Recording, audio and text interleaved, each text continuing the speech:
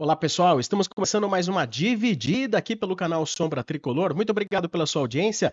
Deixe o seu like, ative o sininho, inscreva-se no canal. Muito bem, nesse Dividida, trazendo informações e opiniões, ou seja, dividindo opiniões e informações. Vamos falar do jogo de ontem, vamos falar de Rames Rodrigues, vamos falar até de letreiro do estádio do Morumbi. Sim, sim, sim.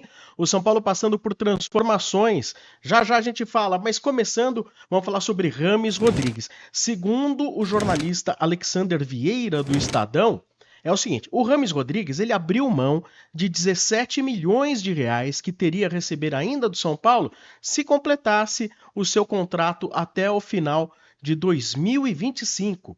Muito bem, então vamos lá, 17 milhões de reais, parece que isso aí seria referente aos salários que teria a receber. Afinal de contas, nada mais justo. Se o próprio Rames é que pediu para ir embora, não consegue jogar no São Paulo, ele quer ir embora, nada mais certo, nada mais correto do que ele abrir mão dos salários que ele teria para receber até o final do contrato. Pois bem, o que está pegando, segundo o jornalista Alexander Vieira, é ainda a história das luvas de 2 milhões de euros.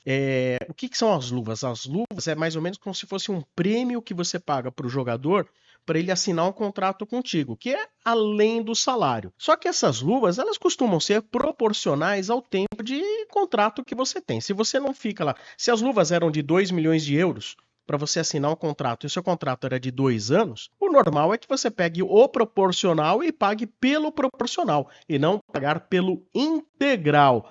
Então aí é uma, eu não vou dizer que é uma batalha, mas é algo que tem que ser conversado entre as partes, né? Porque se o jogador chega e fala, quero ganhar as luvas, eu não abro mão da integralidade, pô, tá errado, tá errado. E tomara que para decidir isso não seja necessário recorrer à justiça, não é mesmo? Tanto por parte do Rames como por parte do São Paulo. Agora, Rames, águas passadas, já era, já foi.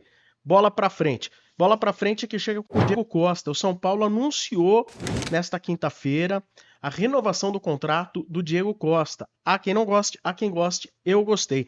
O Diego Costa, ele não é um dos melhores zagueiros que o São Paulo já teve. Isso aí é evidente, mas ele deixa tudo em campo.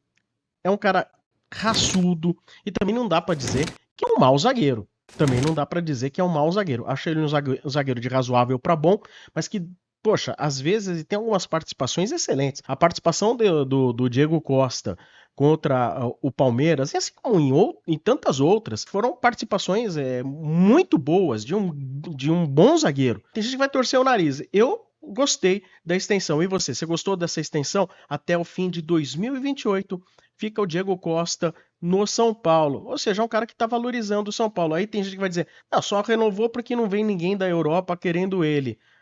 Talvez, pode até ser, mas às vezes a gente vê tanto zagueiro mais ou menos indo para a Europa, será que só seria isso?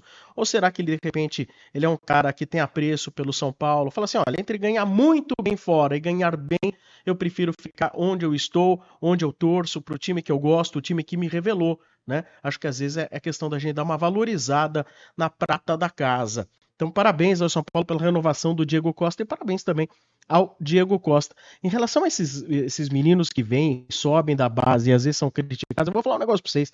Eu tenho o maior remorso de ter criticado um dia o Nestor. E quem nunca? Quem nunca, não é verdade?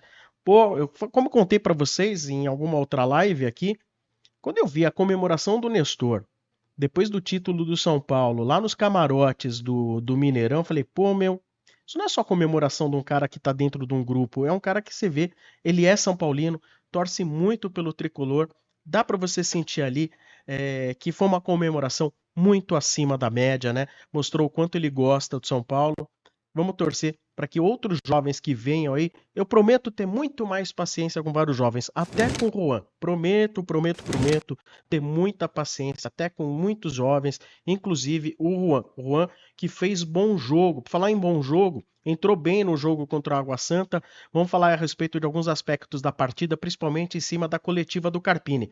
O Carpini, ele destacou o seguinte, em geral, bom do jogo foi a disposição em vários momentos, a disposição dos jogadores e ele enxergou ali novas possibilidades. Ou seja, realmente ali, não vou dizer que foi um grande jogo de São Paulo, foi um bom primeiro tempo, no segundo tempo caiu demais, São Paulo perdeu o meio de campo e só voltou a recuperar o meio de campo depois aí dos 31 minutos, quando teve algumas trocas, incluindo a do Luciano, aí o São Paulo voltou a recompor o meio de campo e até conseguiu fazer os 3-0.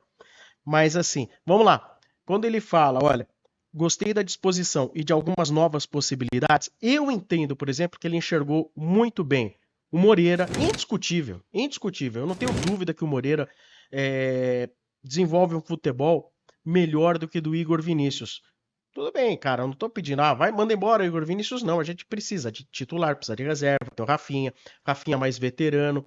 Mas eu acho que assim, é uma posição que se tem muito jogador que machuca, é importante que a gente mantenha pelo menos esses três. Não tenho dúvida que o Moreira, em breve, depois do Rafinha, vai ser o reserva imediato.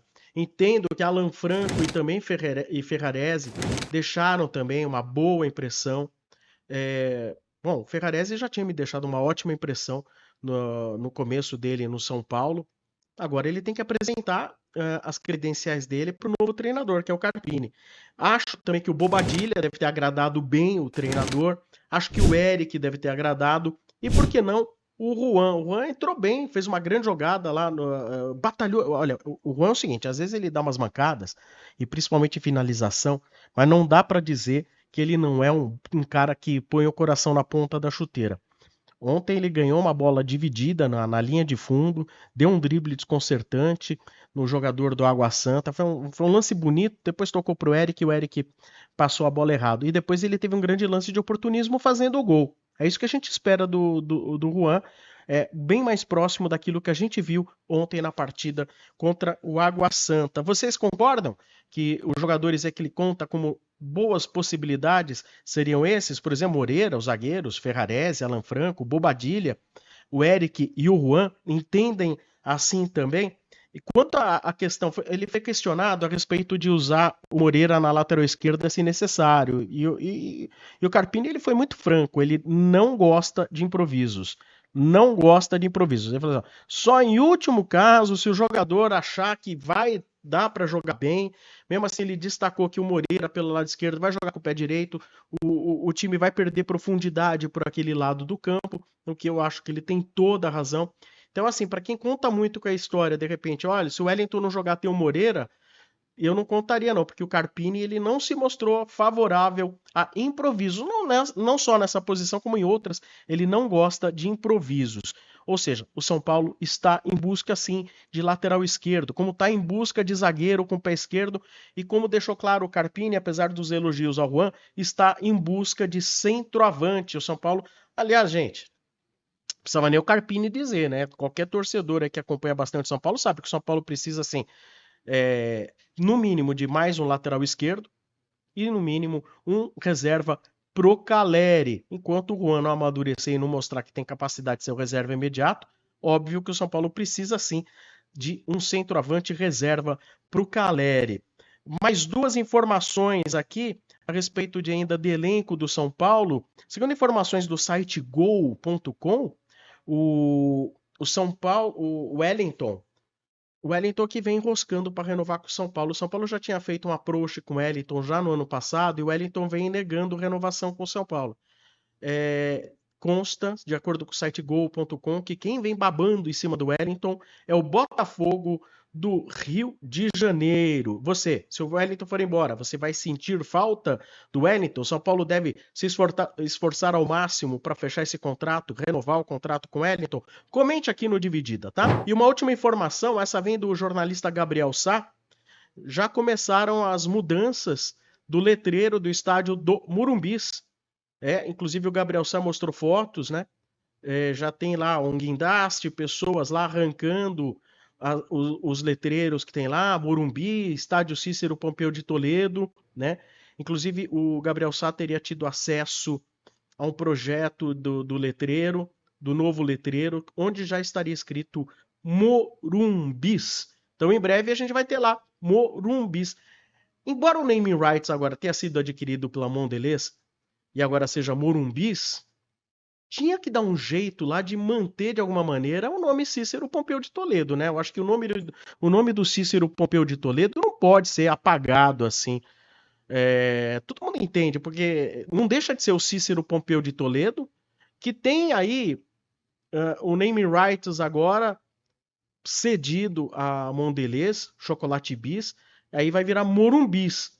Mas eu não tenho dúvida nenhuma de que eu acho que seria uma grande injustiça com Cícero Pompeu de Toledo, um dos grandes presidentes da história do São Paulo, um dos grandes dirigentes da história do São Paulo, totalmente contrário a tirar o nome Cícero Pompeu de Toledo lá. Eu acho que tem que continuar lá.